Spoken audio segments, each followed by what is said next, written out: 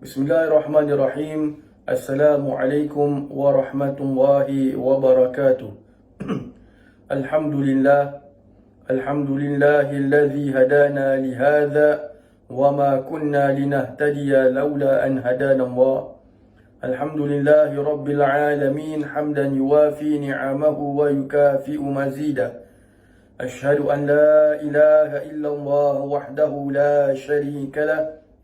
وأشهد أن سيدنا محمدا عبده ورسوله اللهم صل وسلم على سيدنا محمد مفتاح باب رحمة الله عدد ما في علم الله صلاة وسلاما دائمين بدوام ملك الله وعلى آله وصحبه عدد كل ذرة ألف مرة اللهم صل وسلم على نور الأنوار وسر الأسرار وترياق الأغيار ومفتاح باب اليسار سيدنا ومولانا محمد المختار وآله الأطهار وأصحابه الأخيار عدد نعم الله وإفضاله سبحانك لا علم لنا إلا ما علمتنا إنك أنت العليم الحكيم رب اشرح لي صدري ويسر لي أمري واحلل عقدة من لساني يفقه قولي أستغفر الله العظيم الذي لا إله إلا هو الحي القيوم وأتوب إليه أما بعد. Alhamdulillah para jemaah yang dirahmati Allah sekalian, kita bersyukur kepada Allah Subhanahu wa taala yang telah memberikan kepada kita kesempatan yang mulia seperti ini untuk mendengarkan sebahagian daripada kisah-kisah baginda Nabi sallallahu alaihi wa alihi wasallam. Semoga Allah Subhanahu wa taala terus memberikan kepada kita kesempatan yang mulia seperti ini. Semoga Allah Subhanahu wa taala terus memberikan kepada kita pimpinannya, memberikan kepada kita ilmu-ilmu yang bermanfaat, ilmu yang dapat mendekatkan diri kita kepada Allah Subhanahu wa taala, ilmu yang semakin kita dapat, semakin kita belajar, ia menambahkan rasa takut kita kepada Allah Subhanahu wa taala, menambahkan rasa rindu kita kepada Nabi sallallahu alaihi wasallam. Dan semoga Allah Subhanahu wa taala menerima semua amalan-amalan kita dan mematikan kita semua dalam keadaan husnul khatimah. Amin ya rabbal alamin. Alhamdulillah para jemaah yang dirahmati Allah, kita menyambung pelajaran sirah nabawiyah, di mana pada minggu yang lalu kita sedang menceritakan berkenaan dengan kisah Sayyidina Bilal bin Rabah radhiyallahu anhu.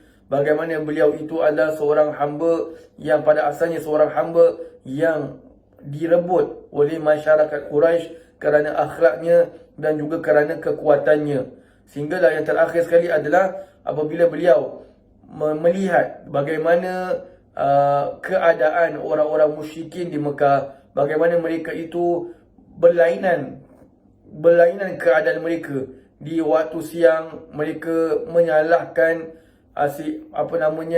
menghina Nabi SAW, tetapi pada malam hari ketika mana mereka bersama di antara mereka mengatakan bahawa mereka sendiri terpegun dengan akhlaknya Nabi SAW. Jadi kita lanjutkan, itulah yang membuatkan Sayyidina Bilal bin Rabah radhiyallahu anhu mencari alasan, mencari kesempatan untuk menuju ke rumah Sayyidina Al-Arqam bin Abil Arqam radhiyallahu anhu. Di mana pada minggu yang lalu yang terakhir adalah bahawa Sayyidina Bilal bin Rabah radhiyallahu anhu awal mula adalah beliau mendengarkan apa yang diucapkan oleh Nabi sallallahu alaihi wasallam berkenaan dengan akidah.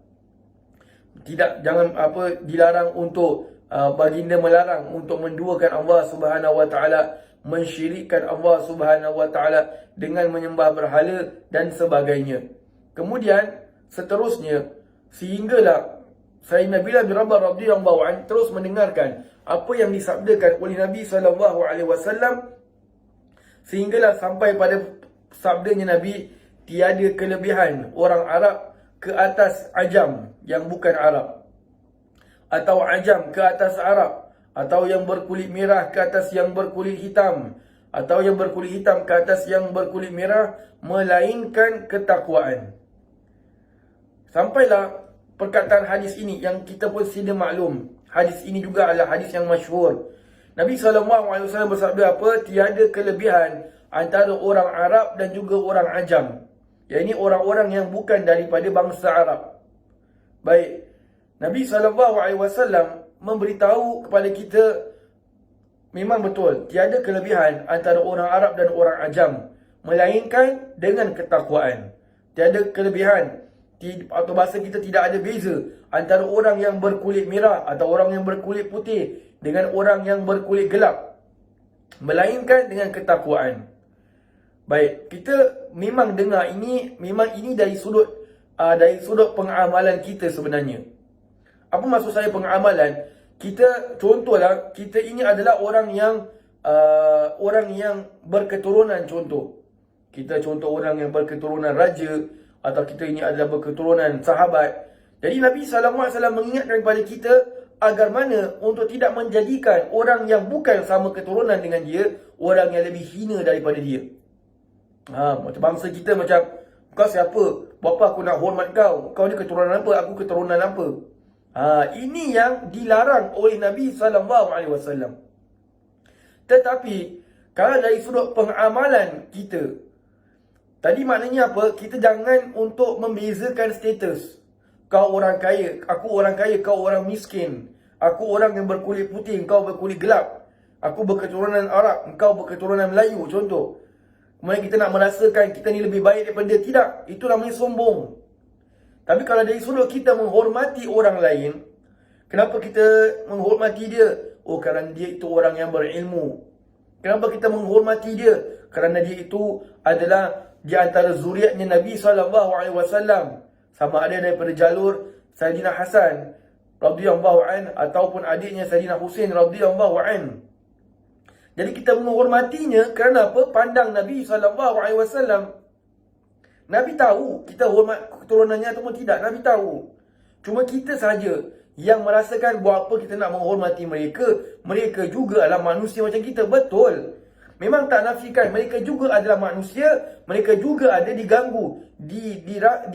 Dikacau. Dibisikkan oleh syaitan. Betul. Itu memang betul. Tapi kita menghormati mereka kerana pandang Nabi SAW. Kalau kita benar cintakan Nabi, bermakna keturunan Nabi juga kita sayang. Walaupun dia ahli maksiat sekalipun.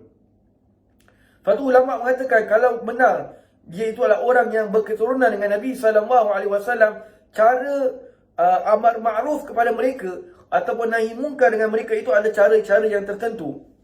Kerana apa? Mereka ini direct descendant kepada Nabi SAW. Soal dia itu maksiat atau tak maksiat itu nombor dua. Subhanallah. Tapi ini balik kepada iman masing-masing. Kalau dia merasakan bahawa orang ni tak ada apa-apa pada dia, walaupun dia tahu ini memang ada nasabnya, terang diberitahu ini bin sampai kepada Al-Imam Sayyidina Husain bin Ali bin Abi Thalib radhiyallahu anhum. Jelas. Tapi dia rasa tak apa-apa lah, ni manusia juga, dia bukan Nabi. Dia bukannya tak diganggu oleh syaitan, dia pun buat dosa, dia pun buat maksiat, dia pun minum arak. Walau sekali macam mana pun dosanya, tetap kita kena ingat ini adalah keturunannya Nabi SAW. Ya, jadi ini bukan bermakna orang yang berketurunan Nabi nak kena hidung besar. Bukan. Aku keturunan Nabi. Kau siapa? Subhanallah. Yang keturunan Nabi lebih patut merendah diri daripada orang biasa. Yang said, yang syarif lebih patut merendah diri daripada orang biasa. Subhanallah. Tidak perlu untuk menunjuk-nunjuk. Subhanallah. Baik. Jadi Sayyidina Bilal radhiyallahu an, apabila mendengar perkataan Nabi ini, beliau terkesan. Terkesan pasal apa? Terkesan kenapa Islam itu sangat menghormati antara satu sama lain. Yang dalam hadis yang lain kita pernah dengar, yang kita biasa dengar bahawa orang-orang yang beriman itu adalah bersaudara. Tanpa memikirkan sama ada dia itu bangsa lain, keturunan lain, kulit lain, tak menjadi masalah. Nama Islam dikira bersaudara. Dalam kan kita tahu soal Munkar Nakir tu, kan malaikat Munkar Nakir apabila tanya, dia akan bertanya, siapakah saudara kamu? Kita tak boleh jawab, oh abang kita, sepupu kita, orang-orang yang kita kenal. Tidak. Yang kita kena jawab apa? Orang-orang Islam. Itu Itu jawapan dia. Salah jawab, kena azab. Jadi, Sayyidina Bilal radhiyallahu anhu terkesan. Islam sangat menjaga ataupun menghormati antara satu sama lain. Subhanallah. Kemudian, akhirnya, apabila Sayyidina Bilal radhiyallahu anhu sudah terkesan dengan apa yang disabdakan oleh Nabi SAW, itulah yang membuatkan beliau masuk Islam. Beliau langsung berjumpa dengan Nabi SAW dan mengucap 2 kalimat syahadat. Nabi SAW berpesan untuk menyembunyikan dahulu Islamnya. Menyembunyikan dahulu Islamnya. Baik. Bukan beliau seorang lah. Ramai lagi di antara sahabat-sahabat Nabi SAW yang awal mula itu bila masuk Islam, Nabi suruh rahsiakan. Rahsiakan kerana Nabi tidak mahu perkara-perkara yang buruk berlaku ke atas mereka. Baik. Kemudian, di dalam perjalanan pulang ke rumahnya, beliau singgah di depan Kaabah dan meludah sebahagiannya sambil berkata. Jadi bila dah masuk Islam, Sayyidina Bilal radhiyallahu anhu itu imannya itu berkubar-kubar. Berkubar-kubar, menjadi marah, menjadi benci melihat berhala-berhala yang diletakkan di hadapan Kaabah. Jadi Sayyidina Bilal radhiyallahu anhu sedang baru masuk Islam dengan iman yang berkubar-kubar, nampak berhala, menunjukkan kebenciannya dengan apa? Dengan meludah sebahagian je. Jadi dia tengok kiri kanan, tak ada orang, dia pun ludah sambil berkata, binasalah dan rugilah orang yang menyembah kamu. Kata Sayyidina Bilal, binasalah dan rugilah orang yang menyembah kamu. Subhanallah. Semuanya itu adalah Allah itu yang menjadikan mereka, bukan ni berhala-berhala. Baik. Perbuatannya ini dilihat oleh sebahagian orang-orang Quraisy, lalu mereka memberitahu tuannya Umayyah bin Khalaf. Dari perbuatan ini dilihat. Baik, tentang keislaman Sayyidina Bilal bin Rabah radhiyallahu anhu, bagaimana beliau itu ketahuan oleh tuannya itu ada beberapa version of riwayat. Ada beberapa riwayat. Ada yang mengatakan Sayyidina Bilal terus mengatakan kepada tuan dia, aku dah masuk Islam. Ada yang mengatakan bahawa ketika itu Sayyidina Bilal sedang berdoa atau tengah sembahyang, tiba-tiba dijumpai oleh tuan dia Umayyah bin Khalaf. Jadi saya bawakan salah satu di antaranya adalah orang-orang Quraisy nampak Sayyidina Bilal meludah berhala-berhala di sekeliling Kaabah. Jadi mereka report kepada Umayyah bin Khalaf. Jadi apabila Sayyidina Bilal pulang, tuannya dalam keadaan marah bertanya, wahai Bilal, apakah benar engkau sebentar tadi telah meludah sembahan kita? Kata Umayyah bin Khalaf, betul ke tadi orang cakap kamu ni tadi baru ludah kita punya sembahan? Sayyidina Bilal bin Rabah radhiyallahu kata, benar, betul. Aku tadi ludah. Umayyah bin Khalaf kata, apakah engkau melakukan demikian kerana engkau telah mengikuti agamanya Rasulullah SAW? Agama baru yang dibawa oleh Nabi SAW. Dalam cerita tu, dalam itu dia tak sebut nama Nabi lah. Dia tak sebut Rasulullah, dia sebut nama Nabi. Jadi kita belajar sambil menjaga adab kita dengan Nabi SAW. Baik. Sayyidina Bilal radhiyallahu anhu menjawab dengan suara yang yakin dan berani. Tahu ni, kalau aku cakap ni, aku akan terima konsekuensi dia. Akan terima akibat dia. Langsung Sayyidina Bilal radhiyallahu anhu katakan, benar, aku telah mengikut agamanya Nabi SAW. Umayyah bin Khalaf langsung menjadi marah. Pada masa yang sama juga, dia merasa kecewa. Merasa marah, pada masa yang sama juga merasa kecewa. Kenapa? Sayyidina Bilal radhiyallahu anhu adalah hambanya yang paling dia sukai. Favorite hamba. Kemudian, hamba ni pula, bila kata favorite, bermakna hamba yang dia harapkan. Si Umayyah bin Khalaf ni. Tapi hamba yang dia harapkan ini, yang masuk agama Islam. Jadi marah dengan kecewa, langsung dia rentak. Dia rentak bajunya Sayyidina Bilal bin Rabah radhiyallahu anhu dan langsung mencabutnya sehingga berdarah badannya. Subhanallah. Pertahankan Islam, jemaah yang dirahmati Allah sekalian. Sayyidina Bilal mempertahankan Islam, langsung dicabut. Baik.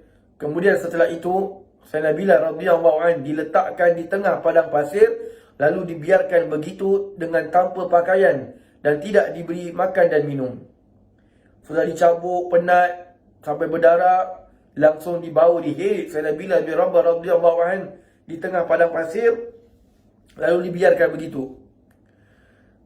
Mekah kalau sedang musim panas itu sampai 40 degree, 45, boleh sampai 48.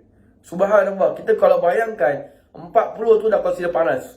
45 tu, ya Allah jangan cakap. Kalau 48 tu lagi tak boleh bayangkan. Jadi kalau sudah musim panas, pasir juga panas, batu panas. Dibaringkan Sayyidina Bilal bin Rabah radhiyallahu anhu dan dibiarkan begitu tanpa makan dan minum. Waktu sudah mulai senja, dibawa kembali ke rumah. Bawa balik rumah, diikat Sayyidina Bilal bin Rabah radhiyallahu anhu. Pada keesokan hari, Umayyah bin Khalaf mengikat Sayyidina Bilal bin Rabah radhiyallahu anhu dengan tali di lehernya dan menyuruh budak-budak menariknya seperti mana mereka menarik binatang-binatang dengan tali yang berikat di leher. Besok lagi Umayyah bin Khalaf masih tak puas hati. Geramlah ni Umayyah bin Khalaf ni, dia geram. Dia marah betul dengan Sayyidina Bilal bin Rabah radhiyallahu anhu. Atau bahasa kita macam upset lah. Upset dengan Sayyidina Bilal. Langsung pada keesokan hari, tak payah nak tak hege-hege lagi, menyuruh budak-budak menarik tali yang telah diikat di lehernya Sayyidina Bilal, lalu ditariknya seperti mana mereka menarik binatang-binatang. La ilaha illallah. Subhanallah. Apa salah Sayyidina Bilal? Hanya kerana masuk Islam sahaja. Apakah itu kesalahan? Tidak. Subhanallah. Mempertahankan iman. Sambil ditarik itu, bekas budak-budak itu langsung menarik Sayyidina Bilal radhiyallahu an mengelilingi kota Mekah. Kita kalau bayangkan, kalau zaman dahulu, kita pada zaman kita bayangkanlah Mekah zaman dahulu. Dengan kita letaklah hotel semua tak ada, yang hadirnya rumah-rumah pun macam kita bayangkan tak ada. Cuma ada rumah-rumah yang berada di sekeliling Kaabah sahaja. Langsung Sayyidina Bilal ditarik. Setiap perjalanan, tempat jalanan orang semua ditarik Sayyidina Bilal radhiyallahu anhu. Sampai ada bekas jerutan di lehernya. Kita bayangkan sakit.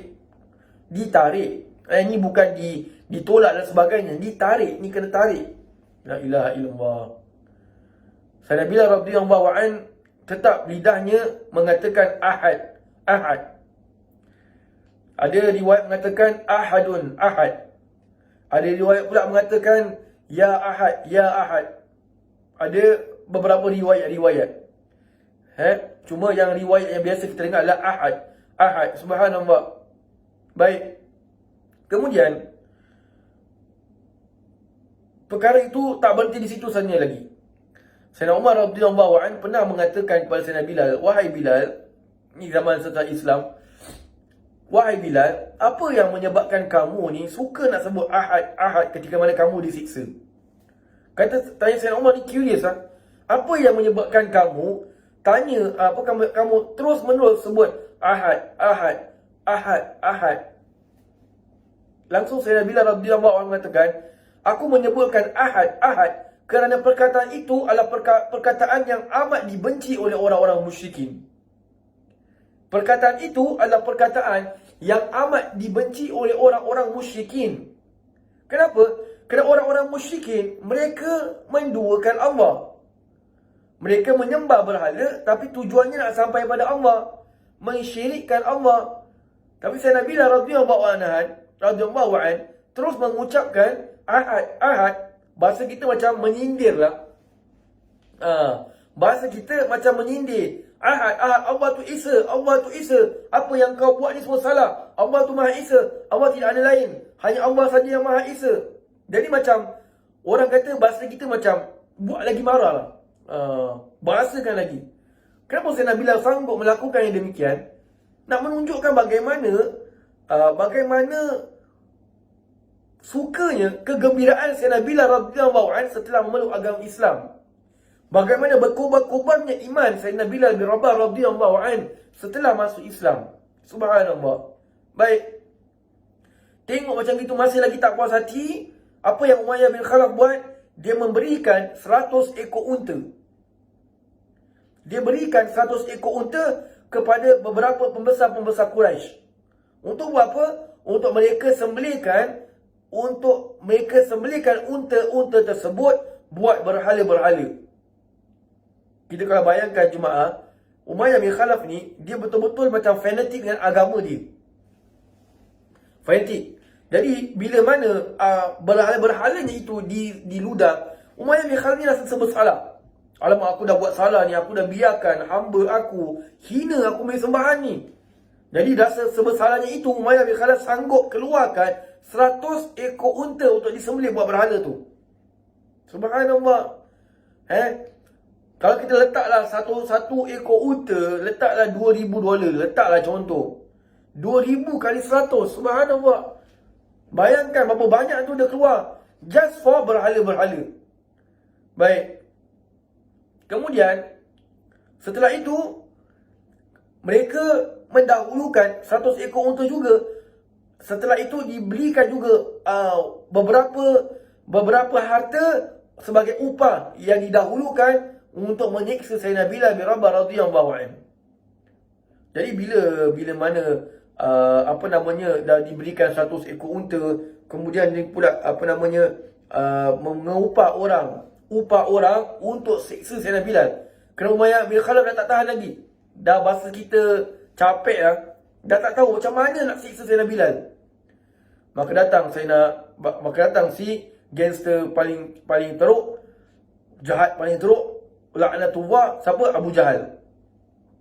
Abu Jahal kata, yang paling bagus sekali, kita letakkan Sayyidina Bilal di tengah-tengah padang pasir, kemudian on top of that, diletakkan batu yang besar di atas Sayyidina Bilal. Baik. Ada pula riwayat mengatakan Sayyidina Bilal dibaringkan dengan dipakaikan baju daripada besi. Atau kita kata armor, baju besi untuk buat perang. Tu baju dipakaikan kepada Sayyidina Bilal, diletakkan di padang pasir, diletakkan atasnya itu batu yang besar. Siapa punya idea ni? Abu Jahal. Jahat betul. Subhanallah. Tak boleh tengok orang senang. Baik. Jadi bila diletakkan macam itu, Abu Jahal kata kepada Sayyidina Bilal, engkau akan terus dalam keadaan begini kecuali engkau mati atau engkau kufur dengan Nabi SAW. Kata Abu Jahal, engkau akan terus dalam keadaan begini, keadaan engkau disiksa sehingga engkau mati atau engkau kafir dengan agamanya Nabi SAW. Dan kamu kembali menyembah Lata dan Uzza, kata Abu Jahal. Baik. Sayyidina Bilal radhiyallahu anhu tak layan ni Abu Jahal. Terus mengatakan Ahad. Makin lagi Abu Jahal marah ni. Petang kang masuk bawa balik rumah. Bawa lagi, esok hari bawa lagi di tengah padang pasir.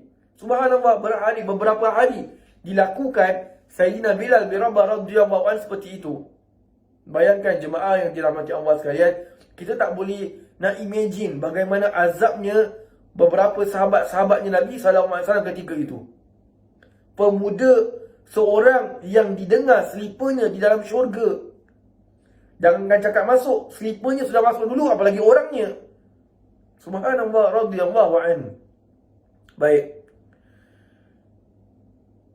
Imam Ibn Ishaq berkata, Hisham bin Urwah berkata kepadaku dari ayahnya, ia berkata,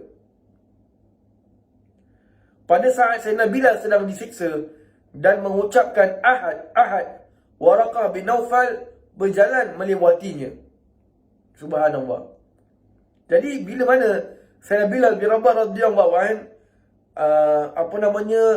sedang disiksa, walaupun Sayyidina Bilal tahu dia punya akibat, tapi kerana Sayyidina Bilal bin Rabah radhiyallahu anhu adalah orang yang bangga dengan Islamnya, bangga dan cinta dengan agama Islam, sanggup menempuh consequences kerana pengakuannya sebagai orang yang berislam, orang yang beragama Islam. Subhanallah, ini di antara perkara yang perlu untuk kita contohi jemaah sekalian. Kita hidup zaman kita ini, janganlah kita menyembunyikan kita ini sebagai orang Islam. Kita seharusnya bangga dengan agama Islam, bangga dengan nama Islam. Jangan pergi masjid nama lain, pergi Orchard Road nama lain pula. Jangan pergi jumpa bos-bos besar, bos orang-orang yang beragama lain daripada Islam, tukar nama pula. Jangan. Bangga dengan agama Islam. Kalau namanya Ibrahim, nama Ibrahim. Kalau namanya Ishak, nama Ishak. Jangan tukar. Harun, nama Harun. Jangan Aaron. Bukan salah. Tapi kalau nama memang dinamakan Harun, jangan pergi tukar-tukar. Itu nama Nabi. Subhanallah, bangga dengan agama Islam. Subhanallah. Kemudian, begitu juga kita bangga dengan ibadat kita. Bangga dengan syariat kita. Jangan kita merasa takut. Kita merasa takut nak sembahyang takut. Ini nak buat amalan ni takut. Pasal apa takut? Takut orang nampak. Siapa nampak? Orang kafir. Asal kita nak kena takut? Apa salahnya kita buat? Tu persoalan dia. Subhanallah. Kita kalau tengok orang-orang bangsa lain, kalau dia nak sembah tu, kat sembah kat mana-mana saja nak sembah. Dekat dekat pasar makan pun ada patung dia. Dekat tepi jalan pun ada patung dia. Dia buat sembah, dia buat dia tak? Dia buat dia. Dia ada, kita nampak dia tengah sembah-sembah, tiba-tiba nampak kita ada sembunyikan dia punya stick. Ada? Tak ada. Mereka bangga dengan agama mereka. Dan kita pula nak sembunyi-sembunyikan. Subhanallah. Baik. Jadi kita sebagai umat Islam harus bangga dengan apa yang telah Allah berikan kepada kita, nikmat iman dan Islam. Baik. Jadi subhanallah, Sayyidina Bilal radhiyallahu anhu, seperti mana diriwayatkan di sini, ketika mana sedang disiksa, Waraqah bin Naufal, sebagian riwayat mengatakan beliau ini melalui Sayyidina Bilal. Sampai berkata, "Wa demi Allah, ahad wahai Bilal." Bermakna apa? Apa yang kau ucapkan itu betul wahai Bilal. Ahad. Hanya Allah saja yang Maha Esa.